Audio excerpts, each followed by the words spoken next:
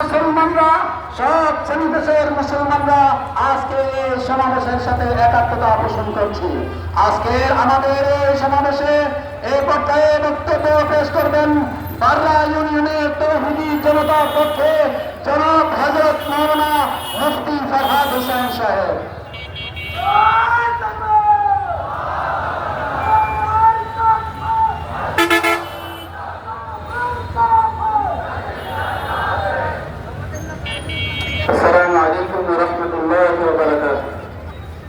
আসলে আজকে এখানে বক্তৃতা কিছু নেই এবং ভণ্ড বরকতুল্লাহ অনুসারীদের পরিচয় আমাদের সকলের কাছে আছে, ঠিক না ঠিক বলেন?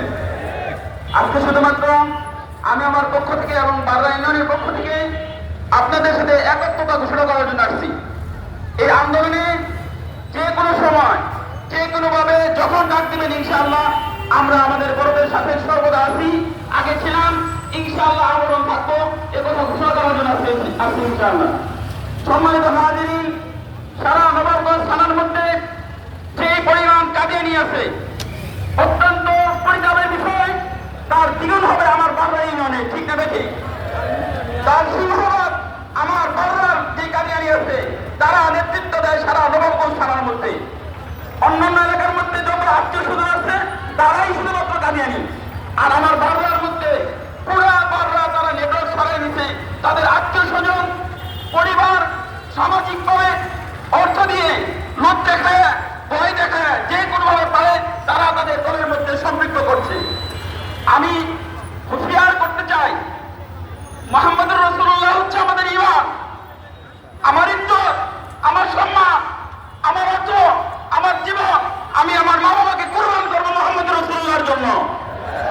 আমাদের ধমনী যদি রক্ত প্রবাহিত হয় মুহাম্মদুর রাসূলুল্লাহ সাল্লাল্লাহু আলাইহি ওয়াসাল্লামের ইজ্জত নিয়ে টানাটানি করবে। আমি ইনশাআল্লাহ বেঁচে থাকতে বাররা ইউনিয়নের মধ্যে আমি ঘোষণা করতেছি, যতদিন বেঁচে আছি, যতদিন হায়াত আছে, আমি ইনশাআল্লাহ এই আন্দোলন চালিয়ে যাবো ইনশাআল্লাহ। আমার যেভাবে আপনাদের সাহায্য করতে হয় ইনশাআল্লাহ সর্বদা থাকবো। আপনারা ইনশাআল্লাহ সজাগ দৃষ্টি রাখবেন, কারণ এলাকার মধ্যে চোর ঢুকলে মানুষ আওয়াজ তুলে চোরকে তাড়ানোর জন্য। আর আজকে আমাদের ইমানের চোর হচ্ছে এই কাদিয়ানীরা।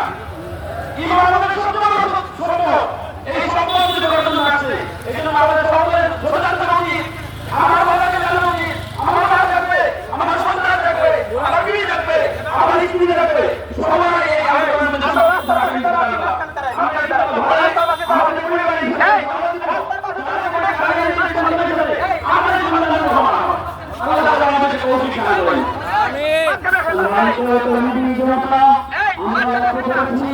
আমাদের মাঝে উপস্থিত হয়েছেন আজকের সমাবেশের আহ্বায়ক নবাবগঞ্জ উপজেলা কর্তৃপক্ষ এ পর্যায়ে পেশ করেন নবাবগঞ্জ বেলখালী মাতালি তিহাদুল ইসলাম মাতালি হযরত মাওলানা মুফতি আতাউর সাহেব হাফিজাহুল্লাহ। আলহামদুলিল্লাহ ওয়াসসালাতু ওয়াসসালামু আলা মান লা নাবিয়্যা বা'দা। আজকে এই সমাবেশ সংগঠিত হয়েছে, আমরা জানি এই নবাবগঞ্জের মধ্যে প্রখ্যাত বরকতুল্লাহ নামে এক অভিশপ্ত ব্যক্তির আবির্ভাব ঘটেছিল। তার আন্দোলনের ফলে এই দেশ থেকে পালাতে বাধ্য হয়েছিল, কিন্তু দীর্ঘদিন আমাদের অবস্থানগুলোকে একটু চোখ মনে করে তারা আদায়ের নির্বাচনে বসে অবস্থানকে তারা মজবুত করতে চেয়েছে। এমনকি ঈদুল আজহার দিন আমাদের ধর্মপ্রাণ বরকতুল্লাহর বাড়িকে সিলগালা করে একেবারে নিস্তেনাবুদ না করা হবে ততক্ষণ পর্যন্ত আমরা আমাদের আন্দোলন চালিয়ে যাবো ইনশাআল্লাহ। আর তো কার্যক্রম যেন এই বরকতুল্লাহর বাড়িতে না চলে, প্রশাসন বাহিনীদেরকে বলছি আপনারা আমাদেরকে চোখের ধুলা দিয়ে আর পেয়ে যেতে পারবেন না। জনগণ, তৌহিদি জনতা, ইমানদার তারা জেগেছে, এখন পর্যন্ত বরকতুল্লাহর মাঝেই নবাবগঞ্জের মধ্যে থাকবে, ততক্ষণ পর্যন্ত তারা করে ফিরবেন ইনশাআল্লাহ। এ পর্যায়ে আমাদের সামনে বক্তব্য পেশ করবেন বাররা ইউনিয়নের পক্ষে জনাব হাফেজ মাওলানা মোহাম্মদ আলী সাহেব।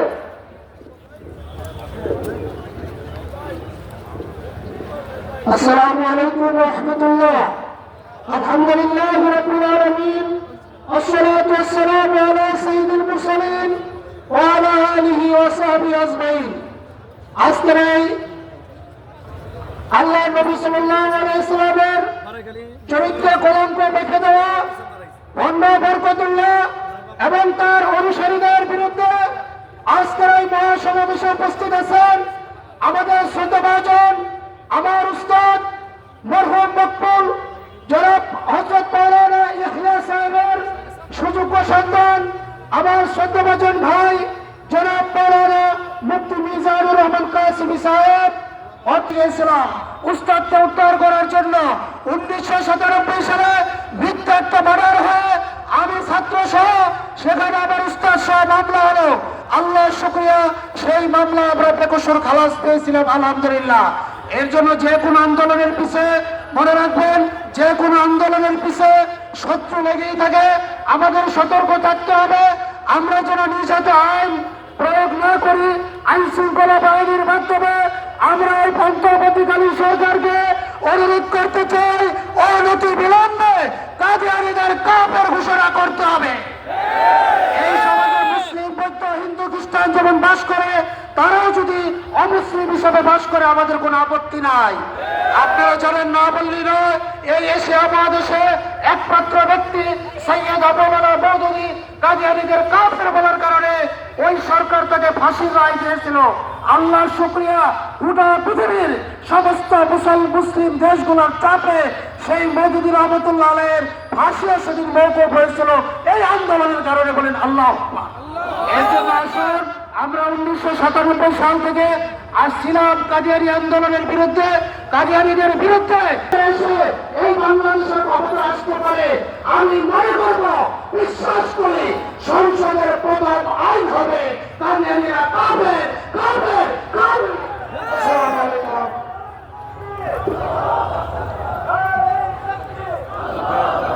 এই পর্যায়ে বক্তব্য পেশ করবেন বক্সনগর ইউনিয়নের তৌহিদি জনতা। আলহামদুলিল্লাহ, আমরা বলতে চাই, বরকতুল্লাহ এবং বরকতুল্লাহ তারা অনুসারী, তারা নিঃসন্দেহে কাফের। কি বলেন, ঠিক কিনা? এই কাদিয়ানীদেরকে, বরকতুল্লাহদেরকে যদি কাফের ঘোষণা করা না হয়, টেকনাফ থেকে তেতুলিয়া পর্যন্ত গোটা বাংলার জমিনে বিদ্রোহের আগুন ধাও ধাও করে জ্বলে উঠবে। আমরা সরকারকে জানাতে চাই, অনতি বিলম্বে বরকতুল্লাহ এবং বরকতুল্লাহর অনুসারী এবং কাদিয়ানীদেরকে কাফের ঘোষণা করা, অন্যথায় সারা বাংলার জমিনে বিদ্রোহের আগুন ধাও ধাও করে জ্বলে উঠবে। আল্লাহ আমাদের সকলকে সেভাবে কাজ করা তৌফিক দান করুন।